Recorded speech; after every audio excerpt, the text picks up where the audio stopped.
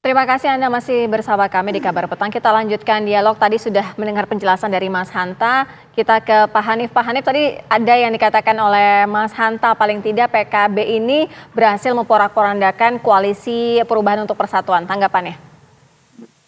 Ya entahlah, kita kan tidak pernah ada pikiran begitu. Kita hari ini tuh bisa bareng-bareng sama Nasdem, mengusung Mas Anies sama Gus Imin. Nah ini kan memang benar-benar jalan Tuhan, ya. Jadi benar-benar takdir politik gitu. Jadi kita nggak ada pikiran misalnya untuk apa ya mengganggu apalagi dengan istilah apa memberantakan yang lain, tidak sama sekali. Komunikasi kita dengan seluruh partai politik berjalan dengan baik, tapi ya biasalah dalam proses perjalanan gitu ada yang saya sering nongkrong tapi malah nggak cocok-cocok, ya kan? Yang ada yang sekali nongkrong malah langsung cocok, kira-kira gitu. Jadi jangan pakai istilah itulah Mas, karena kita ini tidak ada sedikit pun misalnya ngambil posisi yang seperti itu. Dan coba kita lihat deh, PKB ini selalu komited, selalu loyal dengan Pak Jokowi 10 tahun. Kita komit, kita loyal dengan Pak Prabowo, ketika di KKIR kita juga komit dan loyal. Jadi itu menjadi karakter dari PKB. Sehingga ketika hari ini kita mengambil keputusan bersama-sama dengan Nasdem mengusung Mas Anies dan Gus Imin, ya ini memang sudah bagian dari takdir politik lah, karena memang kita semuanya membutuhkan takdir politik untuk Indonesia yang lebih baik. Ya, kita tangkap poinnya. Tapi tadi ada yang menarik juga yang disampaikan oleh Mas Hanta, soal kita kan fokus soal alasan kenapa Gus Imin yang dipilih ya. Ini kan ada 3 faktor ya yang mempengaruhi. Tadi Mas Hanta menyampaikan faktor kandidasi, kemudian elektoral dan pengaruh dari Presiden Joko Widodo. Itu betul nggak sih, Bang Hanif? Ya kalau dari sudut pandang Nasdem tentunya saya lebih tahu. Tapi kalau dari sudut pandang kita emang pertama-tama bahwa ini kan selaras dengan apa yang menjadi mandat Muktamar PKB yang menghendaki Gus Imin ini untuk maju sebagai capres ataupun sebagai cawapres. Yang kedua, kalau misalnya bicara soal hitungan politik, ini juga memang keberadaan pasangan ini juga bisa jadi saling melengkapi. Kita tahu misalnya Pak Anies Baswedan dan relatif oke lah di banyak daerah. Tapi misalnya di Jawa Timur, Jawa Tengah yang notabene memang basis PKB kan beliau masih butuh effort yang lebih besar. Oleh karena itu tadi dalam pidato juga Bang Surya Paloh juga menyampaikan ini seperti botol ketemu tutup. Gitu. Jadi ada saling lengkap. Nah di luar itu tadi sudah disinggung oleh Gus bahwa dari sisi perjalanan aktivisme politik baik dari Bang Surya, Gus Imin dan Mas Anies ini kan sudah proses yang yang mereka lama saling mengenal, jadi sudah tahu apa isi kepala masing-masing, sudah tahu gayanya gimana. Bang Hanif, singkat saja Bang Hanif, berarti artinya Bang Hanif membantah ya bahwa ini ada pengaruh dari Presiden Joko Widodo seperti yang tadi disampaikan Mas Hanta. Berarti Anda membantah soal itu? Wah kalau saya soal itu saya nggak tahu terus terang. Saya harus jawab nggak tahu. Tetapi bahwa pada intinya kita ini tetap berpikiran karena ini 10 tahun ini kita bersama dengan pemerintah. Tentu saja hal-hal baik yang dari pemerintah itu semuanya pasti berkepentingan untuk dijaga. Kalau kita bicara misalnya kayak perubahan, kan sebenarnya kita juga tahu bahwa perubahan itu sudah sesuatu yang nggak bisa ditolak. Tapi dimanapun yang namanya perubahan itu pasti tidak pernah menafikan juga hal-hal baik yang ada. Itu kalau bahasa usul fikihnya itu al-muhafadzatu 'alal qadri sholih wal akhdhu bil jadidil aslah. Jadi memelihara hal-hal lama yang baik, mengambil hal-hal baru yang lebih baik. Baik, kita ke Bang Pipin. Bang Pipin, artinya nanti dalam pembahasan di Majelis Syuro sendiri akan membahas mengenai apa tadi juga disampaikan oleh Mas Hanta begitu ya, bahwa ini sebenarnya pertarungan tidak hanya pertarungan partai politik tetapi juga dari sosok itu sendiri. Kemudian dari suara Caimin sendiri sebenarnya juga sangat membantu dari NU. Bagaimana tanggapannya? Ya kami tentu berhitung ya bahwa yang hari ini peristiwa bersejarah tentu bagi PKB, Nasdem dan di Koalisi Perubahan bagi PKS juga. Dan kami ingin menegaskan bahwa PKS tegak lurus mengusung Mas Anies Baswedan sebagai calon presiden. Saya kira itu yang paling penting yang ingin kami sampaikan. Adapun yang kedua, cawapres, sebagaimana kami tentu masih memegang piagam koalisi Perubahan untuk Persatuan itu, di mana memang diserahkan kepada Pak Anies dan kemudian hari ini mungkin Pak Anies sudah memutuskan, tetapi di internal kami harus membahas ini di Musyawarah Majelis Syuro. Jadi rute itu, aturan itu, legal formal itu yang harus kamu lalui ya.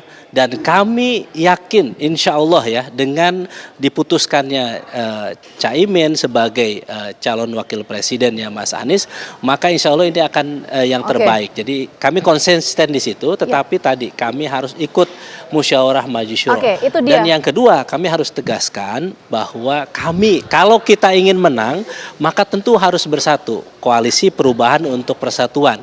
Maka tadi Presiden PKS menegaskan bahwa sesungguhnya kami menghormati dan memahami keputusan sahabat kami Partai Demokrat, tetapi kami sangat berharap bahwa Partai Demokrat bisa bergabung dengan Koalisi Perubahan agar kekuatan 4 partai ini strong gitu, agar optimal begitu. Jadi saya kira itu. Oke, Bang Pipin, saya mau mendalami tadi ada hal yang belum tergali. Kalau Bang Pipin menyampaikan bahwa ini kan PKS belum menentukan sikapnya ini akan menerima Gus Imin atau tidak diputuskan di Musyawarah Majelis Syuro. Artinya, apakah ini bisa diartikan bahwa ya bisa saja setuju atau enggak, atau memang murni suara dari internal ini menyetujui Gus Imin? Yes, kita tentu dari DPP, saya sebagai juru bicara tidak bisa mendahului keputusan Musyawarah Majelis Syuro. Kami tentu harus menghormati domain keputusan cawapres dibahas di Majelis Syuro. Adapun hasilnya tentu Majelis Syuro yang akan menetapkan.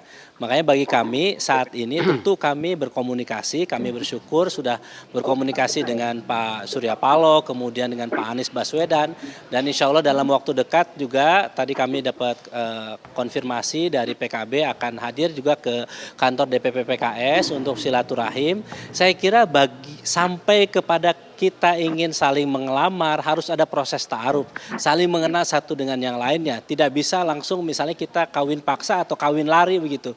Jadi kami ingin memenuhi kriteria di mana kalau kita ingin bekerja sama ada beberapa tahapan. Yang pertama adalah ta'aruf, saling mengenal. Yang kedua adalah tafahum, saling memahami satu dengan yang lain. Baru kemudian kita bisa ta'awun, saling menolong atau bekerja sama satu dengan yang lainnya.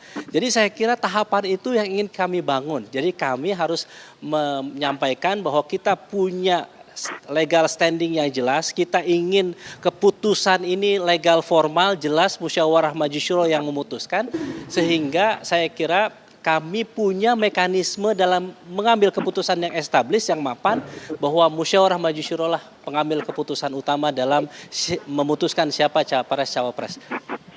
Baik, kita ke Gus Coy. Gus Coy, tadi kita sama-sama mendengarkan dari Mas Hanta yang menjelaskan bahwa paling tidak ditanyakan langsung kepada Gus Coy, ini benar tidak ada campur tangan gitu ya cawe-cawe dari Presiden Joko Widodo mengenai pilihan Caimin ini? Memang publik ragu atas independensinya Pak Surya Paloh. Selama ini kan sudah terbukti salah satu ketua umum partai yang tidak bisa diatur-atur, yang tidak bisa diobok-obok ya, oleh siapapun dari luar, kan Surya Paloh. Jadi keputusan ini atas dasar pikiran, hati, feeling, berbagai referensi dan kepentingan untuk bangsa dan negara, murni. Itu satu. Jadi itu perlu kita tegaskan. Yang kedua, terkait dengan PKS, saya yakin PKS meskipun tetap ada mekanisme seperti yang disampaikan tadi, ada ta'aruf, tafahum, ta'awun. Sebetulnya sudah lama ta'aruf itu dalam bentuknya yang ya, tafahum sudah lama, ta'awun. Jadi sekarang itu tinggal ta'awun sebetulnya. Dan PKS itu kan punya dalil al-istiqomatu afdhalu min alfi karomah. Jadi konsisten itu lebih afdhal ketimbang 1000 kemuliaan. Nah, sehingga PKS akan tetap berada di koalisi perubahan. Saya kira demikian.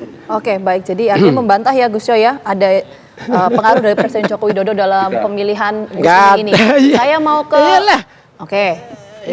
saya mau ke Mas Hanta kalau gitu. Jadi indikator yang tadi disampaikan Mas Hanta, 3 faktor tadi salah satu adalah soal pengaruh Presiden Joko Widodo, itu indikatornya dari mana Mas Hanta?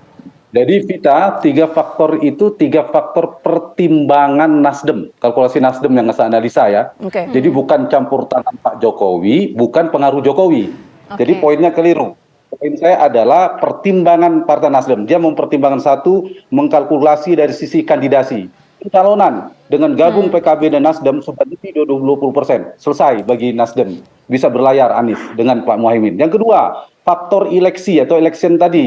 Pertimbangan elektoral supaya saling melengkapi, Anies lemah di mana, membutuhkan wakil di mana. Itu jadi pertimbangan seperti saya jelaskan. Yang ketiga, nah, Partai Nasdem mempertimbangkan Pak Jokowi. Poin saya begini, dengan beda dong kalau bergabung dengan PKB dengan Demokrat itu beda dalam pandangan Pak Jokowi pasti. PKB kan partainya pendukung Pak Jokowi di dalam pemerintahan semua. Narasi perubahan apakah terus diusung, nggak bisa sekeras ini lagi menurut saya. Sekarang itu kalau bicara narasi pemenangan Jokowi dalam tanda petik. Kenapa? Kita lihat tiga poros koalisi. Ganjar didukung oleh P3 dan PD Perjuangan, partai dalam koalisi Pak Jokowi. Pak Prabowo, PAN, Golkar dan Gerindra, tiga partai pendukung Pak Jokowi. 5 partai, ada 7 dalam pemerintahan. Dan sekarang Nasdem dan PKB yang juga di dalam pemerintahan mendukung Anies dan Muhaimin adalah partai pendukung Jokowi. 2 partai di luar Pak Jokowi sekarang tidak ada kawannya. Meskipun PKS akan yakin realitas hari ini PKS belum menentukan sikap dan Partai Demokrat belum menentukan sikap. Sekarang ada 3 poros. 3 poros ini berasal dari partai-partai di dalam pemerintahan Pak Jokowi. Nah, ini poin saya. Mungkin bisa jadi pertimbangan Partai Nasdem adalah tidak diametral lagi. Jarak jauh dengan Pak Jokowi sekarang menjadi relatif Gus Coy akan semakin bagus komunikasi dan seterusnya. Yang kedua, yang penting bagi saya adalah hati dari ini kelihayan ya, pengalaman jam terbang juga. PKB ini memang seksi, hati-hati dengan langkah kudanya PKB. Saya sejak awal mengatakan itu dinamika Pilpres 2019 seterusnya. Dan itu sah-sah saja dalam soal taktik politik ya Mas Hanif ya. Dan ini yang saya kira menarik ya jadi pertimbangan semua partai politik. Nah, yang menarik apa? Kan PKB itu antara Prabowo dan Ganjar, Mas Ganjar dan Pak Prabowo ada dipanggil ketemu Mbak Puan bersama kemarin beberapa hari yang lalu dengan koalisi Pak Prabowo, tiba-tiba bersama Anies dan Nasdem. Ini yang menarik ini. Tapi bagi saya, misalnya dari sisi Pak Prabowo, lebih baik bagi Pak Prabowo itu lebih baik PKB bersama Anies daripada bersama Mas Ganjar. Karena itu akan semakin terkonsolidasi Mas Hanif. Pemilih PKB itu kalau berdasarkan survei paling banyak sekarang ke Ganjar. Akan terkonsolidasi kan kedua ke Pak Prabowo baru ke Mas Anies. Nah, ini tantangannya Gus Coy ini yang juga punya darah PKB dan NU. Nah, bagaimana memindahkan pemilih PKB itu menjadi pemilih Anies Baswedan. Akhir pendaftaran itu Oktober sampai dengan 25 November. Peta politik itu kita dan Sera baru betul-betul terkonfirmasi adalah tanggal 25 November jam 23.59 lebih 59 menit. Ketika KPU menutup, jadi ada dinamika politik yang mungkin saja berubah. Sebelum jalur kuning melengkung, sebelum ditutup oleh KPU, dinamika politik kita mungkin bisa terjadi. Tapi saya berharap tidak 2 pasang lah, akan terjadi 3 poros politik. Anies berlabuh bersama Pak Muhaimin, Mas Ganjar dengan wakilnya, Pak Prabowo dengan wakilnya. Dan kemungkinan Pilpres akan berlangsung dalam 2 putaran. Kalau PKS nggak gabung, ada potensi 4 poros. Kalau PKS bersama P3 dan Demokrat. Tapi nampaknya dari Mas Pipin, saya lihat dari konferensi persnya PKS menghormati Partai Demokrat, menghormati deklarasi hari ini, menghormati sikap PKB bergabung. Dari kalimatnya ada potensi bergabung seperti Gus Coy sampaikan tadi. Tapi kita apresiasi lah, deklarasi lebih awal ini saya kira perlu diapresiasi ketimbang di ujung. Dan kita harus apresiasi apapun alasannya. Mas Hanta, terima kasih Manta. Oke, baik. Terima kasih banyak. Ini sebenarnya banyak sekali pertanyaan, tapi sayang sekali karena waktunya terbatas. Ya. Terima kasih banyak untuk Mas Hanta, Gus Coy, kemudian Bang Pipin dan juga Bang Hanif atas waktunya. Terima Sudah kasih. bergabung bersama kami dalam Mas Hanif, Gus Hanif, Mas Pipin. Makasih Mas Hanta ya, Mas Hanif ya. Nif ya.